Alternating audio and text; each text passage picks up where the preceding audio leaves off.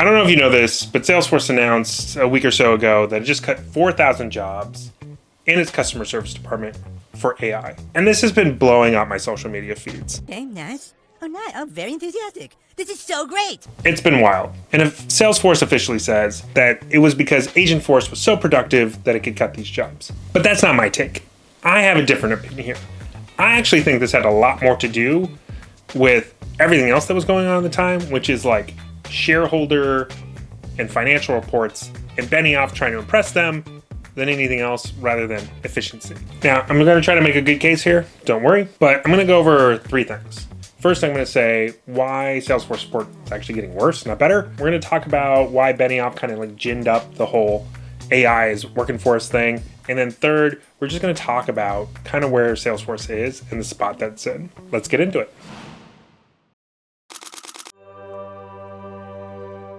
Hi, everybody. Hi, Dr. Nick. Welcome to our channel. I'm Graham Bischoff. If you don't know who I am, I've been in the Salesforce ecosystem for 15 plus years. I worked internally at some companies like Yelp and Google, but I also built my own consulting agency and been doing that pretty well for a little while now. And so I really wanted to get into this controversy because I think there's a few things that I would like to point out and some perspectives that being in here for so long that I think is a little bit more insightful than some of the other stuff that's going on social media, especially LinkedIn. So why don't we just get right into it? Okay, this might seem like old news, but if you haven't used Salesforce support in a while, and why would you? Because it kind of sucks.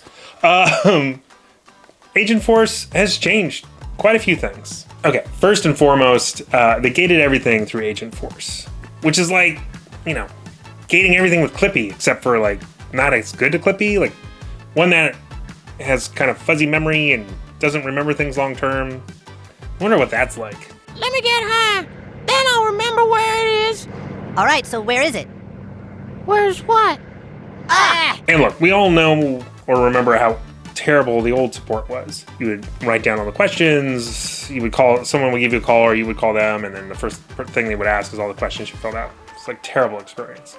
But that actually gotten a little bit better, I think, when they first rolled out AI or Agentforce or whatever you want to call it. Because I think what happened was there was a lot of like initial low-level questions that people were coming in with, like, hey, I can't access this, or I forgot my password, or like, what does this mean?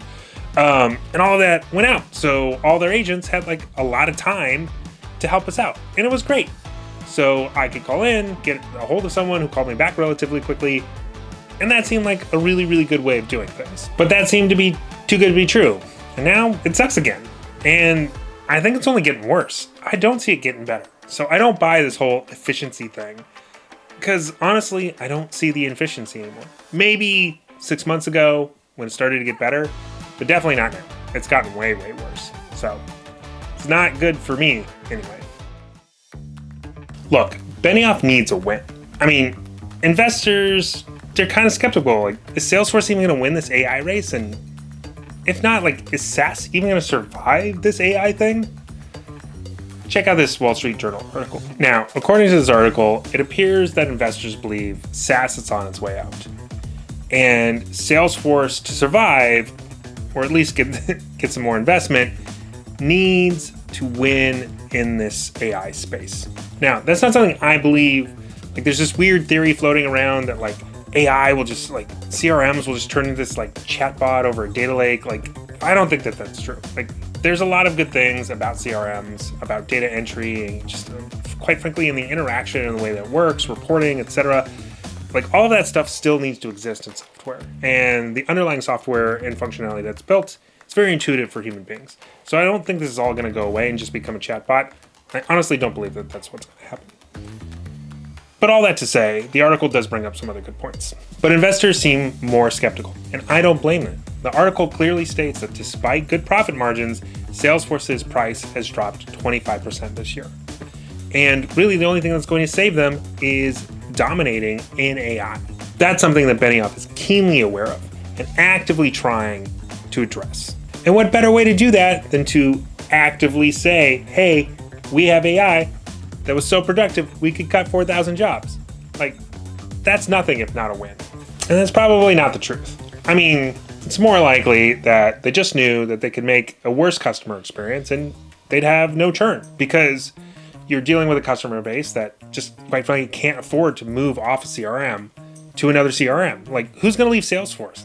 That's incredibly expensive. It's just not going to happen for slightly poorer customer service, which quite frankly you're already used to. It's like if you called up your cable company and someone on the other line, some customer service rep, was cursing at you the entire time. You'd just be happy that like you got someone on the line and weren't on hold for 30 minutes. But all this to say, Benioff just needs a win. Salesforce just needs a win so that the investors can be happy, because there's a lot of doubt going on right now. And we'll get into that next.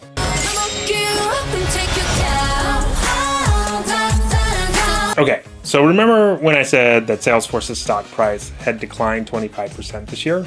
Well, that's not good. Not just because that's not good, but you really remember that back in 2023, Salesforce had a bit of a activist stakeholder problem. Benioff had just had his former co-CEO, Brett Taylor, leave the company at that time, and the stock was down 50% from its all-time highs at that point.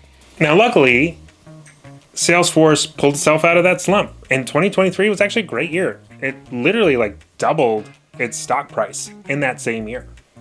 But you know what also happened in 2023? Yeah, ChatGPT came out. Well, okay, so it came out in November of 2022, but it came out. And then Salesforce decided to jump on the AI bandwagon and promote that it was AI forward. That happened the same year their stock doubled. So you can see a bit of a correlation here. And now that stock price is back down, you have that same activist investor buying back into the company to, try to cause some shenanigans, I'm sure. And Benioff was fully aware that all of this happened when he released that news. So what do you think? Is this all proof that it happened? Am I just reading too much into things? I don't know.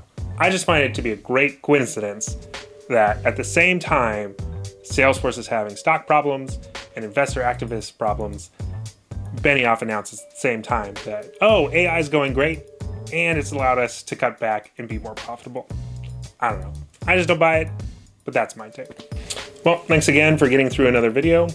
Don't forget to subscribe, do all the YouTube things. But also, let us know what you think in the comments. Was this just AI winning the day and we're all doomed and going to be jobless in a few months? Or, is this more an investor-aligned strategy? Or a little both? I don't know. Comment, let us know. We'd love to hear what you think. And until next time, thanks for listening.